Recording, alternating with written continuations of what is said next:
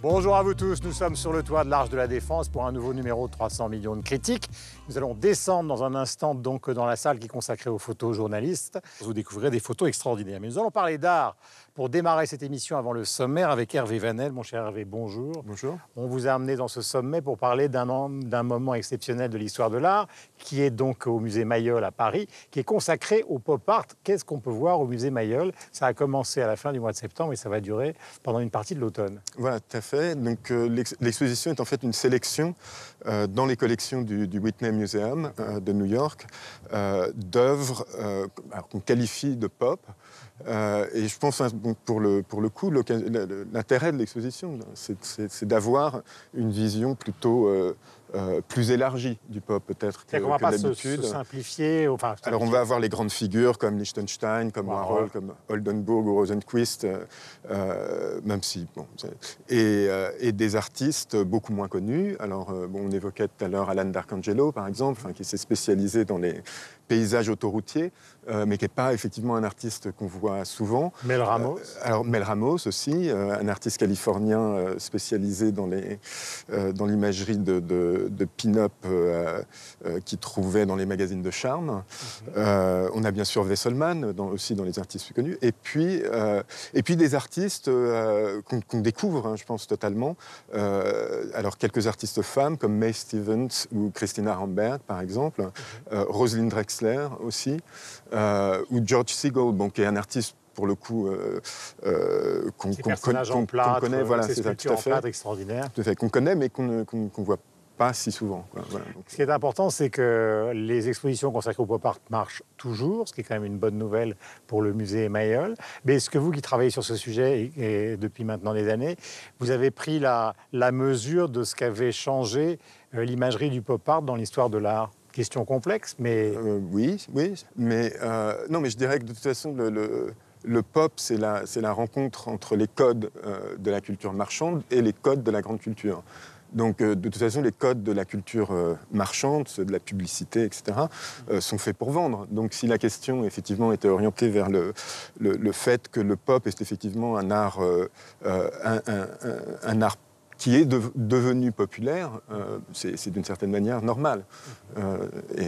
Et puis je pense de toute façon que l'élément peut-être aussi critique dans l'art pop dès les années 60, c'était qu'effectivement l'art lui-même était devenu une marchandise. Bon, donc aujourd'hui, c'est pas une surprise de dire ça, mais je pense que voilà, c'est ces artistes qui ont véritablement posé cette question. Et qu'on retrouve donc avec des artistes d'aujourd'hui, des gens comme Jeff Koons et les autres. Mon cher Hervé, merci mille fois d'être venu sur ce toit donc de l'Arche de la Défense, car je sais que vous êtes comme moi, vous êtes un peu sensible au vertige et nous sommes très haut, très très haut. Donc nous allons descendre dans un instant dans la salle consacrée au photojournalisme et découvrir donc l'exposition qui est en bas. Mais tout de suite, voici le sommaire de 300 millions de critiques, car nous sommes ici pour ça. C'est un vrai phénomène d'édition et le nouvel album de Titeuf, À fond le slip, a droit à un lancement à la mesure de son succès démesuré. Depuis 1992, le Suisse Zepp a des fans chez les petits et les grands, et il en a donc aussi dans la bande de 300 millions de critiques. Mêlant musique traditionnelle congolaise et sonorité urbaine mondiale, Fally Ipupa est devenu la figure de proue d'une nouvelle génération de musiciens congolais. Son nouvel album va nous intéresser aujourd'hui. Le dernier débat du jour concernera un court essai intitulé « Le nouveau pouvoir » signé par le philosophe français Régis Debray, un nouvel ouvrage que nous avons lu et dont nous vous parlons. Et comme chaque semaine, notre tour du monde de la francophonie qui bouge et crée, c'est avec le Zap Culture. 300 millions de critiques, c'est parti. Vous l'avez vu dans le sommaire, émission ô combien diverse, avec Yves Bigot, qui est le patron de TV5 Monde. Mon cher Yves, bonjour. Bonjour. Avec Alain Gerlache, qui représente, vous le savez, la vénérable RTBF, avec Myriam Fémiou de Radio-Canada. Ma chère Myriam, je vous embrasse. Comme Alain, comme Yves d'ailleurs. Quant à Michel Serruti, il représente, vous le savez, dans notre émission 300 millions de critiques, qui, je l'espère, vous appréciez, la radio-télévision suisse. C'est un véritable phénomène d'édition. Je ne t'embrasse pas. Pour une raison simple, c'est que nous allons parler du nouvel album de Titeuf qui s'appelle, c'est pour ça que je ne t'embrasse pas, À fond le slip. Qui a droit à un lancement à la mesure de son succès, c'est-à-dire démesuré. Je ne sais pas qui a écrit les lancements, mais tout ça est au second degré. Depuis 1992, le Suisse Zepp a des fans chez les petits, allusion, et les grands, allusion. C'est un grand fan, encore un, qu'il accueillait justement il y a peu, Patrick Simonin. Écoutons justement un extrait de l'interview de Zep. Titeuf ne change pas, mais le monde change. Donc c'est vrai il y a de nouvelles histoires parce que les sujets sont neufs et notamment tout l'aspect technologique qui n'existait pas avant. Donc il va être confronté à un pédophile sur Internet, à la pornographie sur Internet, au groupe de copains qui vont le tacler sur les réseaux sociaux. Et il doit composer avec ça. C'est une nouvelle donne pour les enfants. Ouais. Alors il découvre par exemple Momo, qui refuse de s'asseoir à côté d'une fille à l'école, parce que c'est pas sa religion. Oui, parce que c'est une réalité aujourd'hui. Et moi, j'ai toujours eu envie que Titeuf soit une bande dessinée contemporaine, qu'elle parle du monde. Je ne peux pas dire que c'est de la bande dessinée réaliste, mais pour moi, c'est important de faire une bande dessinée qui soit ancrée dans le réalisme. Donc, on parle de tout ce qui fait le quotidien. Et effectivement, cette mixité culturelle et religieuse aujourd'hui à l'école, c'est une donnée importante. Et je pense que c'est important de ne pas faire des dessins pour mettre les gens dos à dos, mais plutôt de rigoler de ça et d'essayer de vivre ensemble. Voici Titeuf chez Glénat. Boum, à vous, Cerruti. C'est pas que vous soyez un spécialiste du slip, mais c'est la localisation géographique de votre héros qui justifie votre intervention. Oui, d'ailleurs, le succès, finalement, on peut mesurer le succès de Zep ou de Philippe Chapuis, puisque c'est ainsi que se nomme son auteur, au fait que pas forcément beaucoup de gens savent qu'il est suisse, finalement. Zep, il est tellement ancré dans le paysage médiatique, on va dire, de la BD qu'on ne le sait pas forcément. Alors, je vous entendais parler tout à l'heure d'un lancement qui est extrêmement important. Il faut rappeler quand même que Titeuf est devenu extrêmement important. C'est le 15e album en 25 ans de Titeuf. Il en a vendu 21 millions de mémoire. Il est traduit dans 25 langues. Donc, c'est une sorte de best-seller ultra-planétaire qui marche formidablement bien, qui a conquis les jeunes, mais qui a conquis un petit peu aussi les adultes, d'ailleurs. On peut avoir 40 ou 50 ans, ou voire plus, et lire Titeuf et y trouver son compte. Pourquoi ? Parce que quand Zep a dessiné, a inventé, a créé Titeuf, il y a 25 ans de cela, il disait, moi, ce que je voyais dans la BD franco-belge de l'époque, du début des années 90, c'était une BD qui était plutôt passéiste, qui s'intéressait plutôt aux années 50, 60, ou alors qui était dans les mondes imaginaires, des mondes futurs, ou des mondes qui n'existaient pas. Mais il n'y avait pas véritablement de BD ou d'auteurs qui s'intéressaient, on va dire, à des choses qui étaient ancrées véritablement dans le présent et vues à hauteur d'enfant. On peut le dire comme ça. Ah, mais soyons clairs, arrêtons de tourner autour. On dirait un anthropologue en train de discuter de Titeuf. Il est question quand même. Mais je suis anthropologue, je suis désolé. Voilà, c'est le naturel qui... Calme-toi, Lévi-Strauss. C'est tout de même ça, un kiki de fille. Alors, Titeuf, vous connaissez avec le truc comme ça, etc. Donc, continuez. Non, je termine simplement. Ce qui fait succès là, moi, je trouve, j'avoue, c'est pas parce qu'il est suisse. J'ai lu un certain nombre de ses albums, dont celui-là. Ça me fait sourire, ça me fait rire. Franchement, pourquoi ? Parce qu'il a ce côté, justement, vous parlez d'anthropologie, je trouve qu'il a un côté sociologue, ethnologue, dans la façon de décrire la société aujourd'hui qui se passe dans une cour d'école, mais dans laquelle il rend compte, on va dire, justement, des problèmes de la société actuelle. Il parle de tout. Alors, il parle des IVG, il parle des réfugiés, il parle du terrorisme, il parle, je sais pas moi, de sexe, évidemment, il parle de divorce et autres. Et ça, il l'a mis complètement dans sa BD depuis 25 ans. C'était novateur à l'époque. Donc, c'est un regard, certes, en à fait, hauteur il y a de un style. côté South Park bis version suisse. Quoi. En moins déjanté, alors clairement. En moins déjanté. Comment ? Plus poli. Plus poli. Myriam. Et moins grinçant. Myriam, plus poli. Ben, moi, c'était, malgré que ce soit le 15e volume, c'est mon premier Titeuf. C'est la première fois où je me suis plongée dans cet univers-là. Ce que j'ai découvert derrière, plongée, justement... faut pas exagérer, ça fait 45 pages. On s'entend. Mais justement, derrière une couverture rose qui a l'air un peu enfantine, on découvre vraiment quand même des questions, des réflexions, un regard sur la société. Ça a été un peu ma surprise et j'ai trouvé finalement que c'est une belle leçon pour les adultes qui veulent souvent épargner les jeunes lorsqu'on fait de la littérature jeunesse ou des émissions pour enfants. On utilise une espèce de langage qu'on croit adapté pour les enfants, on les épargne. Il y a des sujets tabous, mais finalement, les sujets tabous, c'est nous, les adultes, qui les décidons. Alors, non, j'ai quand même apprécié les questionnements qui se posent et ça m'a fait retourner un petit peu dans le temps. 2015, j'imagine que peut-être que vous l'avez vu plus que moi, lorsqu'il a fait un numéro spécial sur Internet sur les réfugiés. Donc, il a parachuté Titeuf dans la réalité d'un enfant de la guerre. C'est en réalité, alors je vous interromps, il a un blog sur le site du Monde, ça s'appelle What a Wonderful World, et c'est dans ce cadre-là qu'il avait fait ce dessin. Il en a fait un album après avec les meilleurs, pour lequel il a d'ailleurs reçu le prix Wolinski de la BD, c'est en 2015. Ouais. Myriam, continuez. Donc voilà. Je ne suis pas impressionné par le livre, je pense. Je suis pas impressionnant. J'apprends tellement de choses aux côtés de Michel. Donc, non, voilà, j'ai trouvé que c'était, comme je disais tout à l'heure, une belle leçon pour les adultes. J'ai essayé de fouiller au Québec, essayer de trouver des similarités. Il n'y a pas de série comme celle-là où un personnage est récurrent. Par contre, je sais que Mathieu vous parle souvent des romans graphiques, à quel point c'est un créneau qui est hyper foisonnant chez nous. Donc, il faut fouiller aux éditions de La Pastèque, aux éditions Mécanique Générale aussi, où on trouve des œuvres jeunesse et où les parents vont vraiment pas s'ennuyer, où je suis certaine que ça va créer des belles discussions en famille sur l'état du monde, parce que plus le monde va mal, plus les jeunes veulent des réponses à ces questions-là. Voilà, donc ça s'appelle À fond le slip, Titeuf. Inutile de vous dire que ça parle quand même beaucoup de petites culottes. Alors l'avantage d'avoir un présentateur d'un certain âge, c'est que pour la réalisation, c'est plus facile parce qu'avec l'arthrose, je bouge lentement, l'arthrose du cou. Donc je me retourne vers l'autre côté, je prends des précautions. Vous comprenez ? Évidemment. C'est normal. C'est pas énergie 12, Durand. Bon, allons-y. Alain, vous qui vivez au pays, l'empire de la bande dessinée. Oui, en effet. Et c'est vrai que Succès, ce Jean que Titeuf, évidemment, en tête des ventes, on pourra dire oui, c'est à cause du marketing. D'abord, c'est un peu logique. Moi, ça ne me choque pas qu'il y ait du marketing autour de Titeuf. Je ne crois pas que ce soit la seule explication de son succès. Je pense que ce que Titeuf a apporté, c'est qu'il a cassé une espèce de confrontation entre une bande dessinée idéalisée pour enfants, l'école franco-belge, etc., d'une part, et alors, en réaction, la bande dessinée pour adultes, où on ne parlait que de sexe, trash, etc. Et lui, il casse le code. Il parle de sexe, même de façon parfois un peu trash, mais pour les enfants.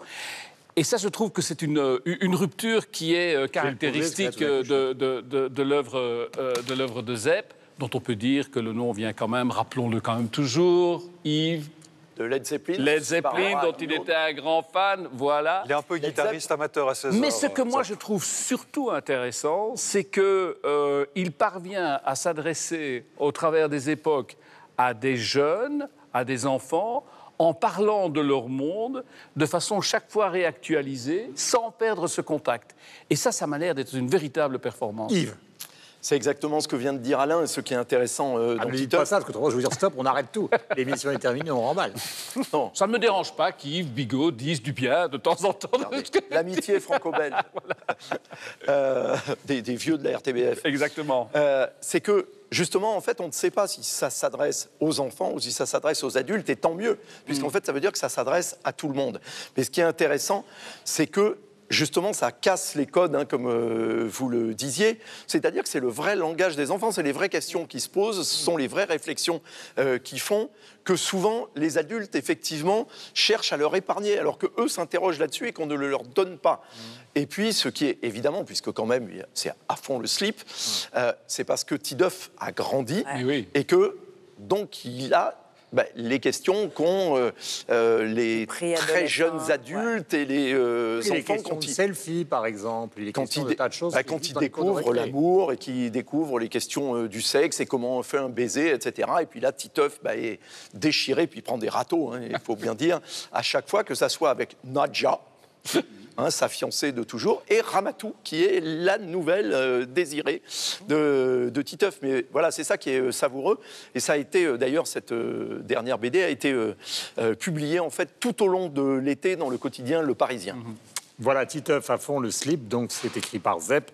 L'ensemble, d'ailleurs, vient effectivement de Zepp. C'est lui qui fait tout, à la fois les textes, les dessins, et c'est donc le dernier. Je voudrais qu'on découvre donc maintenant l'interactivité le concernant. Il n'y a pas d'âge pour lire Titeuf. Surya en est la preuve. Et voilà, j'ai atteint les 30 ans et je me suis offert ce cadeau car j'adore Titeuf. Le compte Twitter de l'émission, la page Facebook également sont là pour accueillir vos commentaires et réactions aux adresses qui s'affichent en bas de l'écran de 300 millions de critiques. Mêlant Et maintenant, nous abordons un deuxième sujet, la musique. Fally Ipupa est devenu la figure de proue d'une génération de musiciens congolais qui partent à la conquête des charts internationaux. Sur son dernier album, il est rejoint par des artistes que vous connaissez, comme Booba. Je vous propose de regarder un extrait intitulé Kinamé avant de parler de la carrière qui démarre de Fally Ipupa.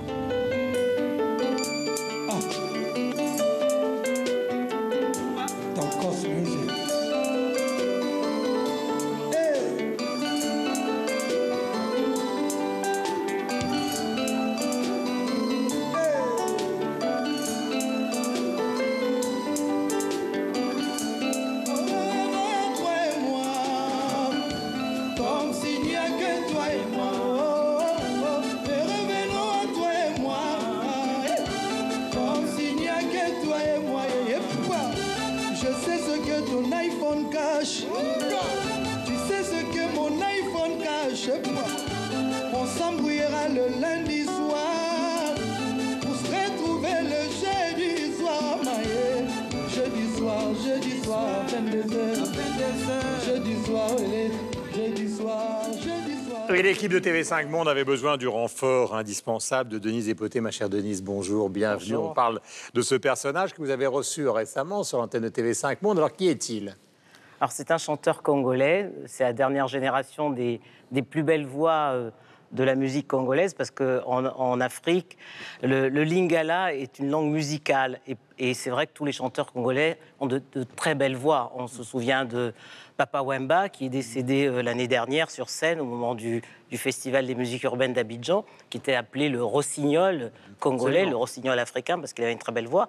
Fally Ipupa est considéré comme son héritier. D'ailleurs, c'est vraiment le plus beau compliment qu'on puisse lui faire, parce qu'il a une très très belle voix, il a une voix suave.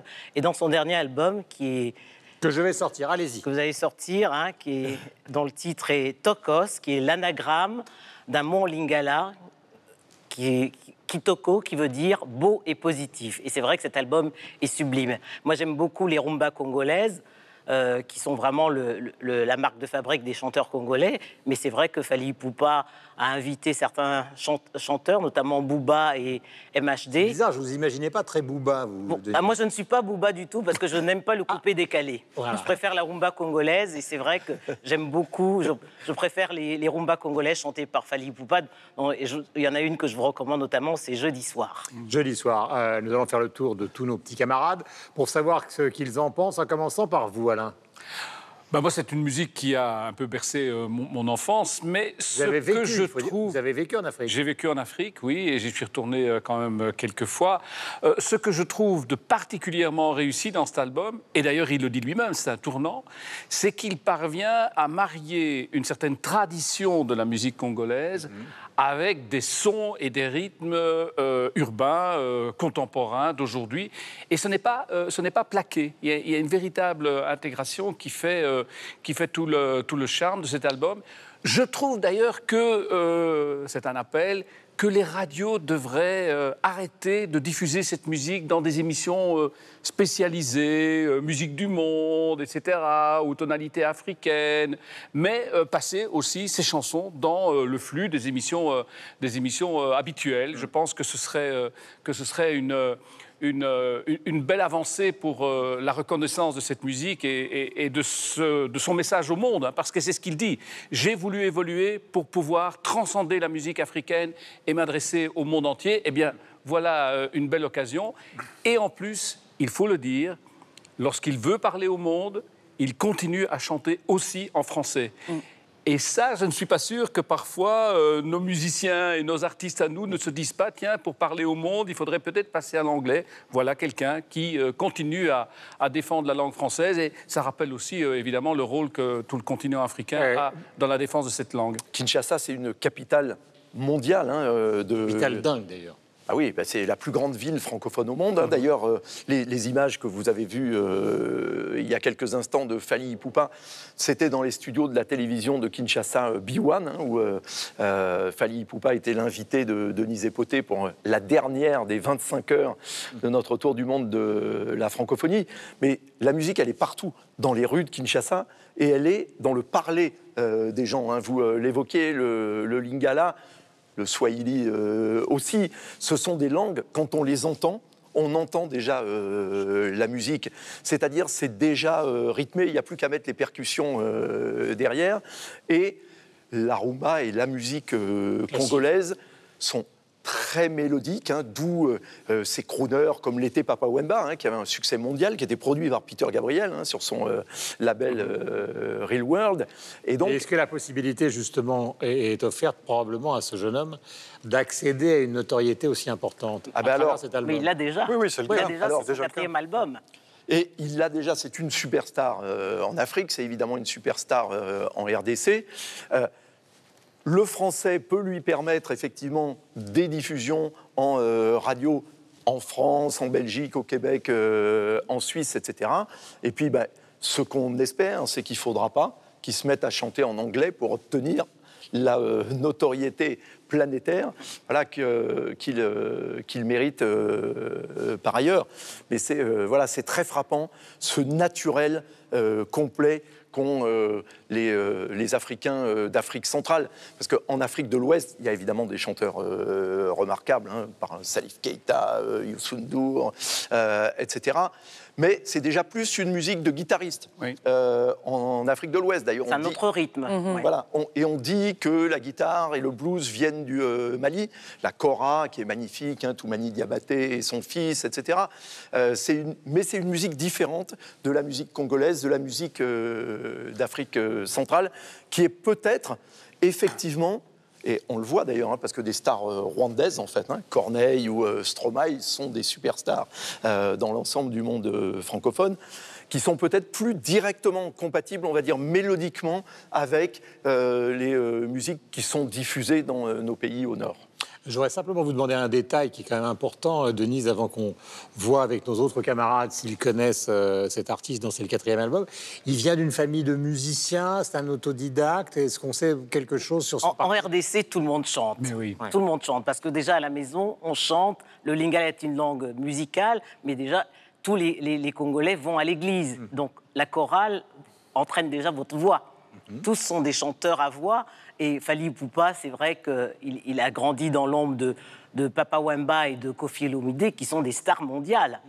Mais avec cette différence que lui n'a pas les excès de Koffi Olomide. Notamment, je ne sais pas si vous avez entendu parler des sapeurs congolais. Bien sûr. Lui n'est pas dans l'excès, dans l'ostentatoire, tandis que Koffi Olomide l'est. Et autre différence aussi de Fally Ipupa avec les autres chanteurs congolais, c'est que contrairement aux autres, il ne cite jamais dans ses chansons les hommes politiques. Ce que ses autres collègues font, moyennant finance, bien entendu, mais lui s'en défend totalement. Et on ne comprend d'ailleurs pas pourquoi son concert à la Cigale, au mois de juillet, au moment de la sortie de cet album, a été interdit.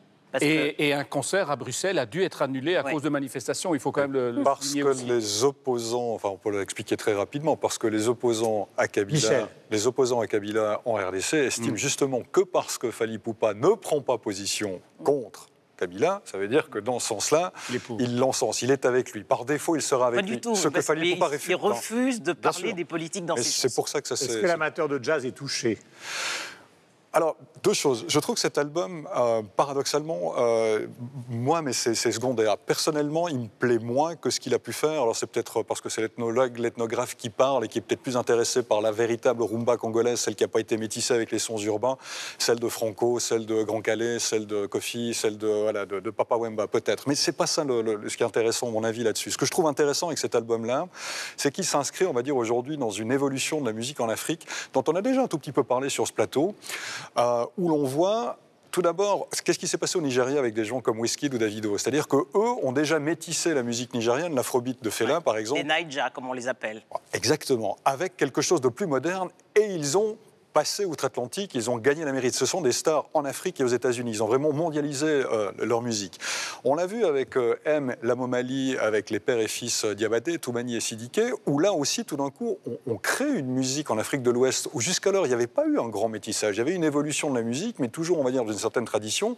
Puis là, tout d'un coup, on arrive avec un métissage de cette musique originale en Afrique de l'Ouest, et puis quelque chose de plus français, en l'occurrence, au niveau de la mélodie dont on parlait tout à l'heure. Et ils espèrent aussi, j'imagine, gagner d'autres marchés que ceux traditionnels africains avec ça. On a vu aussi en Afrique de l'Ouest, Youssou N'Dour, avec son récent album aussi, a commencé à défricher des terres vers lesquelles il n'était pas allé jusqu'à présent. On l'a vu avec Oumou Sangaré, on l'a vu avec les Amazones aussi. Il y a quelque chose qui se passe. Et puis tout d'un coup, là, la grande muette jusqu'à présent, entre guillemets, qui n'est pas l'armée, mais qui était la RDC, avec cette rumba congolaise qui existe depuis des années avec certains musiciens dont je vous parlais tout à l'heure, mais qui avait simplement évolué tout en restant dans la tradition. Tout d'un coup, Fally Ipupa, lui aussi se dit, si on métissait cette tradition de la rumba congolaise, qui reste alors, où la guitare, paradoxalement, occupe encore une place centrale dans cette rumba congolaise, appris de manière autonome par les musiciens, mais avec ce phrasé particulier, on retrouve cette instrumentation dans la musique, mais en réussissant justement à l'ouvrir. Et alors, j'en reviens au début peut-être, parce que je suis un peu vieux jeu et un peu tout ce que vous voulez là-dedans. Fally Ipupa a dit lui-même, la critique qu'on lui fait à cet album en Afrique, on dit « tu as fait un album pour blanc ». Parce que justement, il a métissé la musique, il l'a ouverte, et certains regrettent qu'il n'y ait pas assez de rumba congolaise. Alors peut-être que c'est mon côté justement ethnologue, moi qui fais préférer les anciens albums de Fally Ipupa, mais par contre, je trouve véritablement, c'est ça qui me paraît intéressant, de dire qu'il ouvre cette musique, il ouvre à d'autres territoires, et avec peut-être la possibilité, comme le disait Alain, que ça dépasse les fameux bacs de la world music et de la musique africaine et qu'on retrouve ça dans simplement la pop mondiale aux côtés de Madonna ou d'autres. Et il n'y a plus l'étiquette, c'est l'Afrique. Myriam, est-ce que vous aviez entendu parler de lui? À partir de ce nouvel album-là, donc je connaissais pas Fally Ipupa pré-Toukous, et j'aime bien que le titre de son album soit aussi le style qu'il a décidé de développer, parce qu'elle est là, sa démarche, je trouve, avec Fally Ipupa, c'est-à-dire on brise le mot musique du monde, on défait les carcans habituels à ce qu'on associe à la musique africaine. Donc, c'est cette démarche-là que je trouve intéressante chez Fally Ipupa. On a commencé à le jouer cet été à Ici Musique, la radio musicale Radio-Canada. Et Alain, vous serez ravis, on ne le joue pas seulement dans les émissions de musique du monde. Et c'est justement là où je veux en venir. Je trouve qu'avec ce décloisonnement des nouveaux genres, on réussit à renouveler le style. Pour ma part, je trouve que c'est dans ce créneau-là de musique afro-trap, afro-pop, de hip-hop qu'on réussit à faire de la nouveauté, à être surpris par de nouveaux sons. Et c'est justement parce que des gens comme Fally Ipupa ou comme Pierre Quenders, dont je vais vous parler dans un instant, qui est à Montréal, ils sont nés avec le hip-hop, ils sont nés avec la pop, mais ils ont dans leur ADN la musique de chez eux. Et c'est pas un nouveau genre pour plaire aux Blancs, c'est eux, c'est une nouvelle génération, tout simplement, qui sont influencés par ces deux croisements de musique-là. Non, c'est pas un nouveau genre pour plaire aux Blancs, hein. C'est ce que certains... Voilà, oui, ça, c'est l'éternelle critique. Voilà. On l'a fait 25 fois d'autres. Les plus célèbres, on l'a reproché à Youssou N'Dour à un moment, Angélique Kidjo. Tout le monde a eu le droit à cette critique-là, systématiquement. Vous avez ajouté un nom. Oui, ben je parlais de Pierre Quenders, qui est né au Congo, qui habite maintenant à Montréal. Lui, il a passé la moitié de sa vie en Afrique et l'autre moitié à Montréal. Il est justement un fier représentant de cette vague-là de jeunes musiciens congolais. J'essayais de comprendre, je lui ai parlé cette semaine, j'essayais de comprendre, mais qu'est-ce qu'ils ont, les Congolais? Pourquoi on a tant d'engouement pour leur musique présentement? Il dit, ben le Congo, c'est le centre de l'humanité. C'est en tous les cas le centre de la francophonie. Hein. Oui. Et de l'Afrique. Mais moi, je voulais ajouter quelque chose, Guillaume. C'est que cet album, à la suite de ce qu'a dit Michel, c'est que cet album de Fally Ipupa marque la fin de la rivalité entre la rumba congolaise, le coupé-décalé et le zouglou. Vous savez, cette rivalité qui est apparue dans les années 20, il y a 20 ans, pardon, quand le zouglou et le coupé-décalé ont envahi la scène musicale africaine. Et le fait que Fally Ipupa invite des chanteurs de coupé-décalé et de zouglou sur cet album marque justement la fin de cette rivalité, parce que jusqu'à présent, c'était la rumba congolaise qui dominait la scène musicale. Même des artistes comme Manu Dibango ont commencé leur carrière en RDC. Absolument. Alors qu'il est camerounais. Alors qu'il est camerounais, comme moi. C'est une forme de réconciliation et ça pourrait même mettre peut-être une forme de métaphore, c'est-à-dire que si on s'unit dans un seul et même endroit et dans un seul et même pays, peut-être qu'on sera plus fort aussi pour aller vers l'extérieur. Et c'est peut-être une métaphore pour ce qui se passe aujourd'hui en RDC. Voilà, Toko, c'est le nom de l'album. Le look est rappelle un peu celui de Sly and the Family Stone dans les années 70.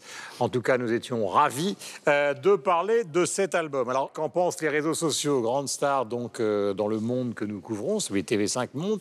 Nombreuses femmes qui expriment leur plaisir sur Internet. Je vous laisse découvrir, par exemple, la réaction de Bounami, qui trouve que cet album, qui s'appelle Tokos, donc, est une merveille. Pour réagir, le compte Twitter et la page Facebook de l'émission, qui sont à votre disposition, aux adresses qui s'affichent en bas de l'écran. Moment important, comme dans chaque numéro de 300 millions de critiques, nous allons faire le tour de la culture francophone. Voici ce Zap Culture.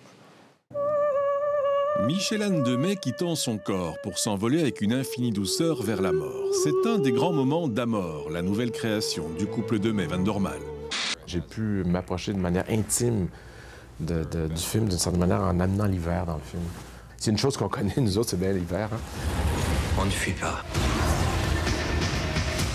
Même si je sais que tu t'en fiches, que c'est pas ta ville à la finale. Ça pourrait être Detroit, ça pourrait être une ville du nord de la France ou du sud du Brésil, qui aussi, pour des tonnes de raisons, peut disparaître. Jean Tinguely et Niki de Saint-Phal conjuguent machine, mais aussi air, eau et feu dans un processus autodestructeur. D'autres clichés montrent d'autres performances, tout aussi iconoclastes et éphémères. Des actions d'une cinquantaine d'artistes exposées ici et dont il ne reste qu'une simple trace, photo ou vidéo. Non, non, je veux personne dans le champ. Regarde, il y a une vieille dans le champ. La vieille, c'est ma mère. Hein. Le mariage n'est qu'un contexte. On avait envie de parler d'une équipe. On avait envie de parler d'un patron, comment il va gérer sa bande, sa brigade de serveurs. Et on est parti de ça. Mais ne levez pas la main comme ça, levez la main juste comme ça. On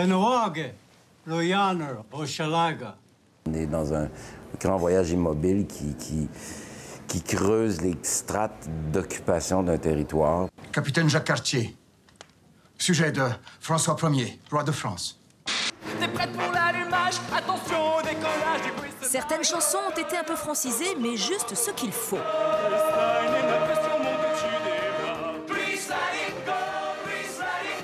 Seul le travail paye. Vive le coupé décalé. Vital, la patronne du coupé décalé. Il était très attendu hier soir. Loïc Notet, ses prestations sont toujours impressionnantes avec sa voix puissante. Hier soir, il a affronté stoïquement une petite drache nationale digne d'un 21 juillet. Le 5 avenue Marceau est désormais un musée privé dédié aux couturiers. Hier encore, c'était sa maison de couture. Au premier étage du bâtiment, le créateur avait son studio. Bienvenue dans l'univers haute couture de Jason Wu, styliste chouchou de Michelle Obama. Parmi la collection 2017, 6 pièces aux imprimés déroutants. Des graphies déstructurées, nées de la main de ce fribourgeois. Analphabète, il s'approprie les codes d'un langage qui lui est inconnu en recopiant les pages de la presse romande. Combien de personnes ont participé à l'élaboration du dessin? Était-ce avant ou après la Joconde? Autant de mystères que les experts espèrent dévoiler d'ici 2019 et les célébrations qui auront lieu pour les 500 ans de la mort de Léonard de Vinci. Jamais la fin d'été. Alexandre Tarot et Barbara, c'est une longue histoire d'amour, celle d'un adolescent bercé par les humeurs vagabondes d'une grande dame en noir, disparue il y a tout juste 20 ans. Ça arrive entre les musiciens, on est vraiment connectés, et puis des fois on joue des trucs ensemble, ben, c'est plus fort que nous.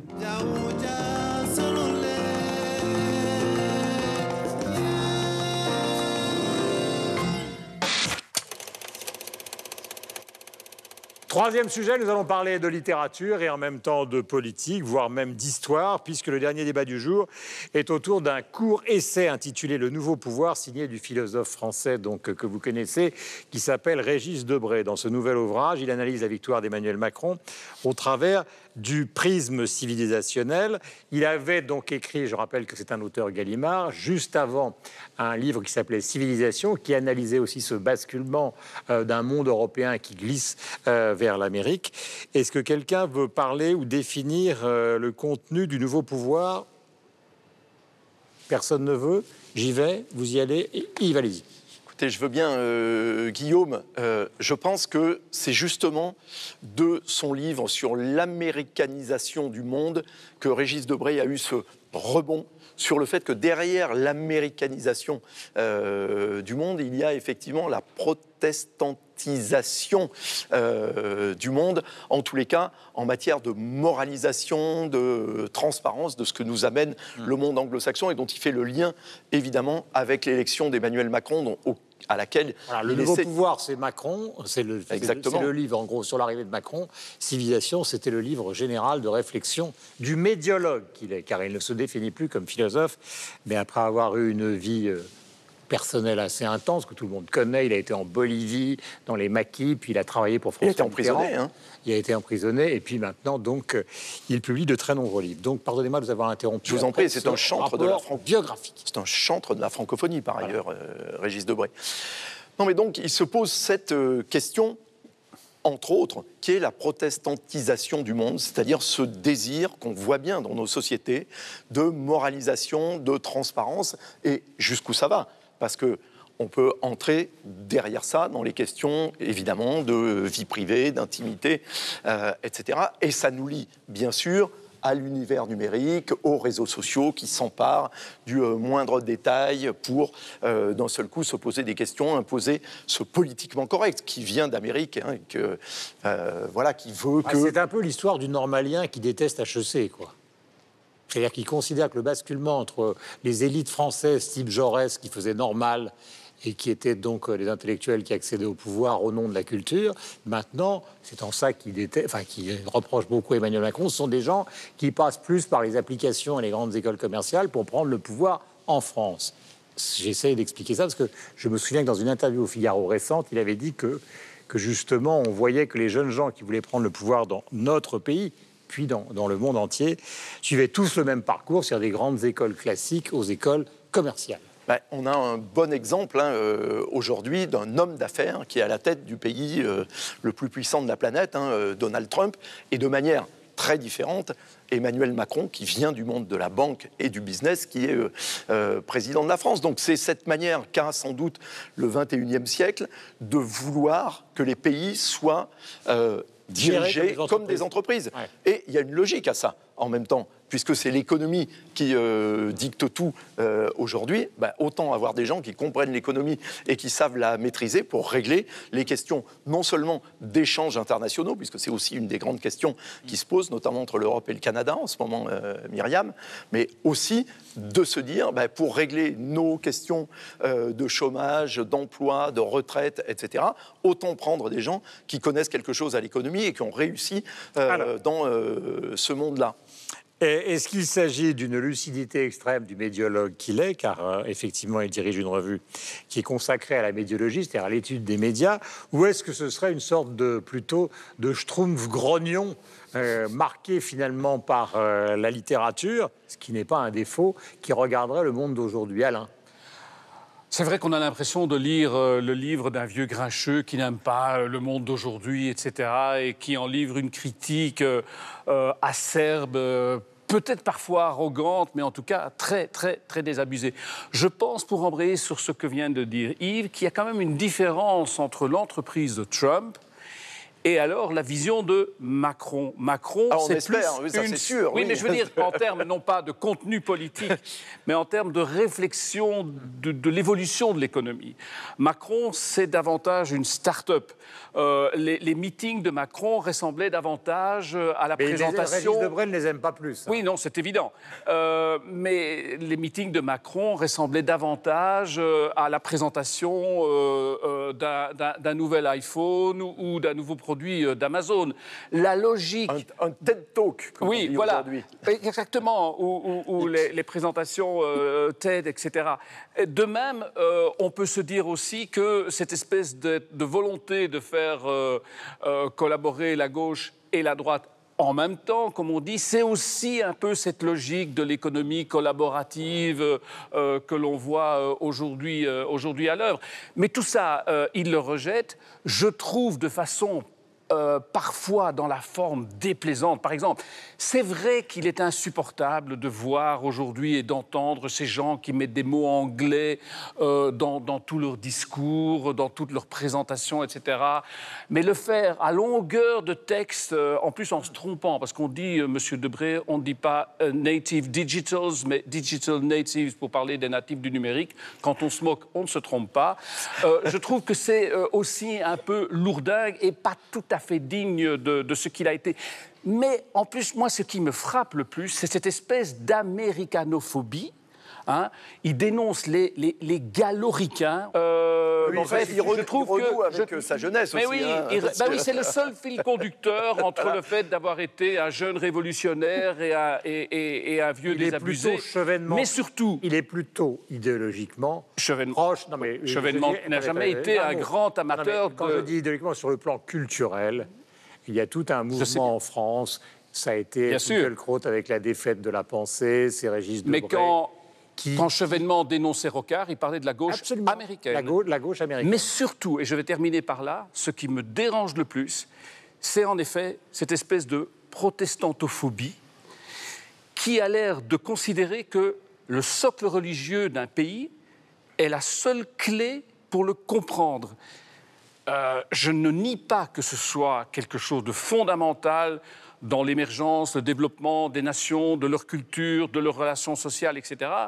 Mais considérer que c'est la seule explication, c'est vraiment nier toute volonté de dépassement. Ça me paraît presque, à moi qui suis citoyen d'un royaume, anti-républicain. Voilà, parmi les thèses donc défendues, nous ne serions plus dans un État, mais dans une sorte de holding, avec un président donc, qui nous ferait passer, qui nous vanterait les mérites de la flexi-sécurité version Europe du Nord pour mieux nous faire passer donc, un comportement à l'égard de l'économie qui serait un comportement américain. Je voudrais simplement signaler quand même que Régis Debray a écrit de très grands livres, notamment Loués soient nos seigneurs, à l'époque où il sortait effectivement d'une collaboration avec François Mitterrand, et que c'est un grand styliste. Il aime Chateaubriand, c'est-à-dire il aime la grandeur des images et du style, ce qui va parfaitement avec la thèse un peu mélancolique qu'il défend. Est-ce qu'il y a un écho, Denise, pour vous, en Afrique, de ce point de vue? Est-ce qu'il y a des gens qui, au nom de l'Afrique, finalement, pensent un peu comme Régis Debray, une mélancolie? Oui et non, je dirais, parce que au niveau de cette envie de transparence et tout, on voit bien qu'en Afrique, ces 10 dernières années, il y a eu des mouvements citoyens qui sont partis de la rue, mais surtout de la jeunesse. Je pense notamment au ballet citoyen au Burkina Faso, au moment de l'insurrection, mais également au mouvement Y en a marre au Sénégal. C'est vrai qu'il y avait cette envie de transparence et d'interroger les dirigeants pour qu'ils rendent des comptes. Aujourd'hui, on voit que ça arrive en France. C'est un peu tard, l'Afrique avait pris les devants. Mais au niveau aussi du jeunisme, je dirais... en Afrique aussi, on a eu des présidents qui sont arrivés très jeunes au pouvoir. Je pense notamment à Omar Bongo, qui est arrivé au pouvoir, il avait 36 ans. À Kabila, qui est arrivé au pouvoir, il avait 31 ans. Mais le problème en Afrique, c'est qu'il s'accroche. Omar Bongo est resté au pouvoir, il est arrivé certes jeune, mais il est resté 39 ans au pouvoir. Et Kabila n'est toujours pas prêt de partir, alors qu'aujourd'hui, constitutionnellement, il n'a plus de légitimité. Donc, alors que l'Afrique centrale est très protestante. Alors que l'Afrique centrale est très protestante. Et c'est ça qui est assez curieux. Qu'on fasse le parallèle avec la France, c'est vrai, c'est la fille aînée de l'Église catholique. On peut comprendre que la transparence, vous en soyez un peu loin. Nous, on est protestants en Afrique centrale. Oui, c'est vrai, comme le rappelait Yves, on est protestants. Mais elle ne transparaît pas. Cette transparence-là ne parvient pas au sommet des États. Et c'est ce qu'on regrette. Myriam, est-ce que vous avez, par exemple, est-ce qu'à un moment, quand la revendication francophone a été extrêmement forte au Québec, on a eu une pensée ou une expression qui était assez proche de ce qu'exprime Régis Debray, c'est-à-dire de construire son identité face à, je ne dis pas l'oppresseur, mais en tout cas, cette présence culturelle et économique des Américains trop prenante pour l'histoire de l'humanité? Fermez les yeux. Parce qu'il y a J'ai cru qu'elle allait prier. Là, il faut se concentrer. Hein. Parce qu'il y a beaucoup de choses. Il y a plein de pistes vers lesquelles j'ai envie d'aller en décortiquant cet ouvrage-là avec la lecture de chacun de vos coins du monde aussi. Et bon, il y a l'aspect, nous, on est très proche de l'Amérique, des États-Unis, des États-Uniens. Donc, oui, peut-être qu'il pourrait y avoir un parallèle à faire. Mais il ne faut pas oublier que le Québec, on est assez fiers d'être une société distincte. Donc, je ne peux pas dire qu'on se rapproche de ce modèle américain qui est l'oppresseur chez nous. Peut-être la langue, oui, parce qu'on est une petite communauté francophone dans un bassin d'anglophones au Canada. Mais j'essaie de voir comment appliquer son modèle de pensée à Régis Debray sur cette vague protestante. Et je la vois pas non plus Elle pourrait s'appliquer à Justin Trudeau. Parce que pour lui, Trudeau... Mais c'est un modèle d'affaires. Pour moi, il ne s'est pas du tout lié avec une idéologie religieuse ou une façon de voir les choses de façon religieuse. Chez nous, au Québec, vous le savez, hein, depuis les années 60-70, avec cette révolution tranquille, mélanger le mot politique et religion, ça fait frémir tout le monde. Donc, j'ai pas convaincu que le modèle que propose Régis Debray, c'est un modèle critique, hein, il ne propose pas d'autres modèles. Non, non, tout à fait. C'est une critique mélancolique de l'avancée du monde.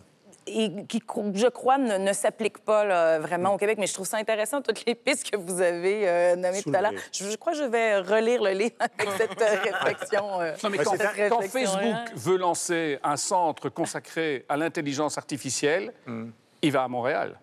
Ben oui, parce que, oui, en effet, le modèle peut-être affairiste, si je peux utiliser ce terme-là, est bien présent chez nous, cette espèce de volonté de se dépasser, de faire des choses nouvelles, mais pour moi, elle n'est pas du tout liée avec la religion, je vois pas du tout. Vous connaissez forcément Régis Debray donc en Suisse, mais est-ce qu'il y a un écho de ce qui est dit? Chez les calvinistes. Non, alors... C'est vous les accusez. Alors, non, non, c'est rigolo ce que vous dites par rapport à ça, effectivement.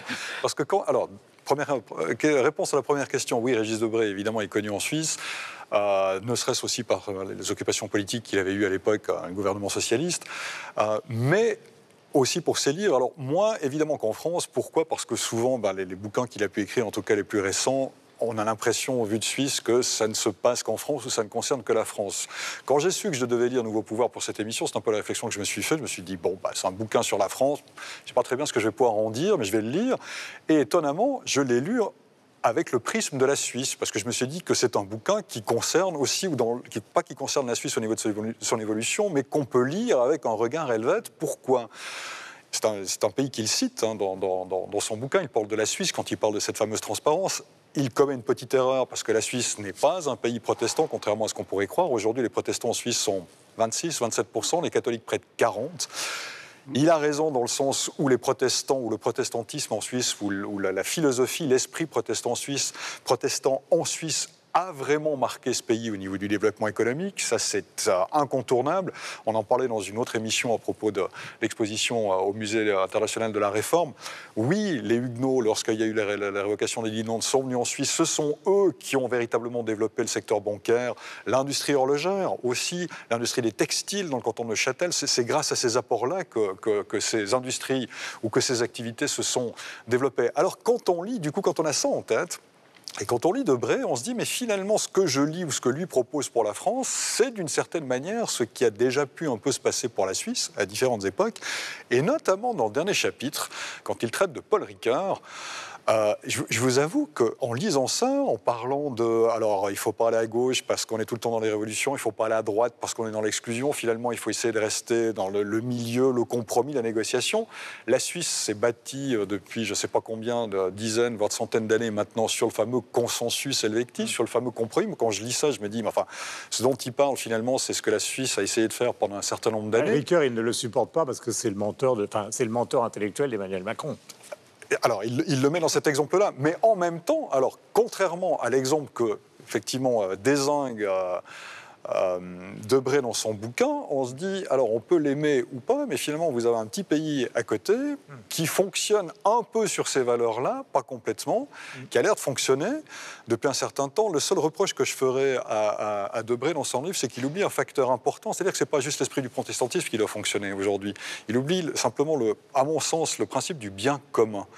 Et aujourd'hui, c'est ça qui fait défaut. Ce n'est pas tellement qu'il y a des protestants qui arrivent, ou un esprit plutôt calviniste qui arrive, ou contre les valeurs catholiques. C'est qu'aujourd'hui, on a perdu au niveau politique, au niveau sociétal, le sens du bien commun. Donc aujourd'hui, si vous voulez faire des compromis, si vous voulez faire aller la société, si vous voulez faire aller de l'avant la société, si vous n'avez pas le sens du bien commun avant un quelconque sens des affaires, de la rationalité, du compromis, ou ce que vous voulez, à mon sens, ça ne marchera pas. Et donc, ce qu'il faut insuffler dans les sociétés, avant tout, c'est ça.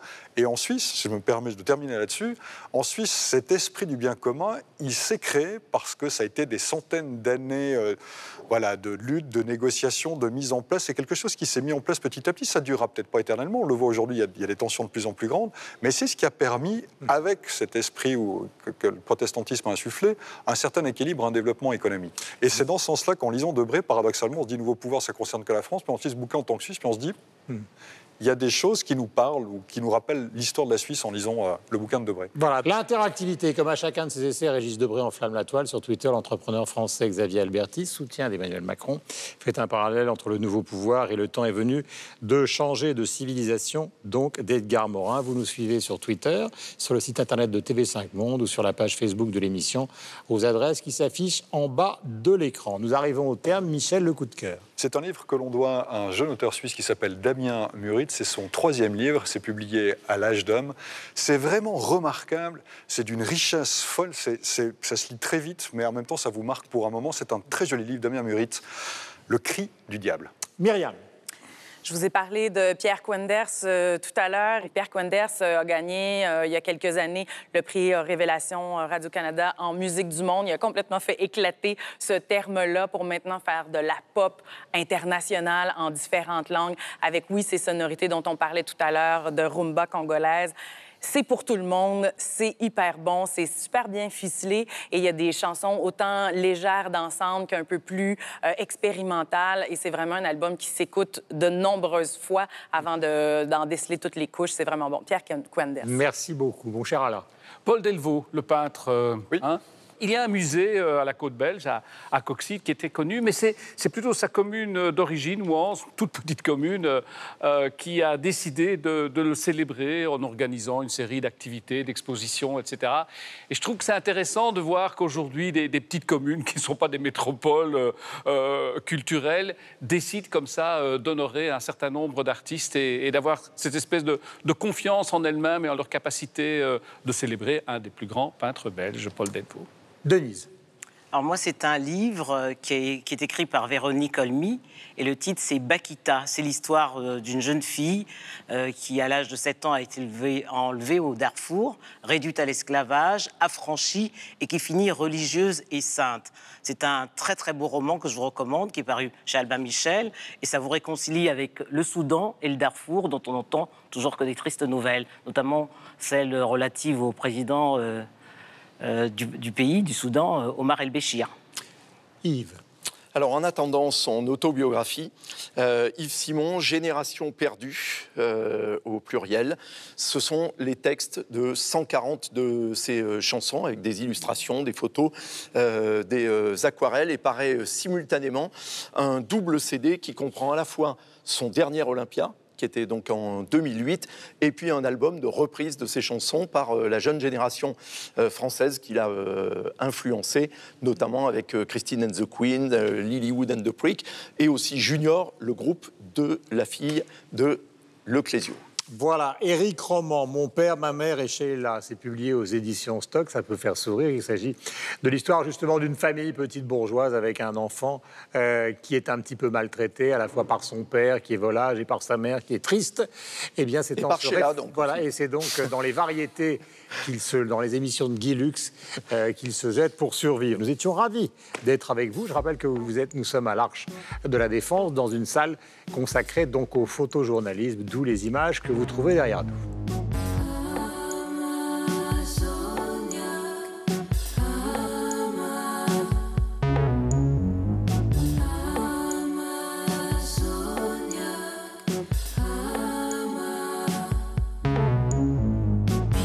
insomnie, je me perds dans les forêts d'Amazonie. Dans tes cheveux, tes bras qui m'enserrent, c'est bien là que je me perds. Les Indiens d'Amazonie attrapent au cœur des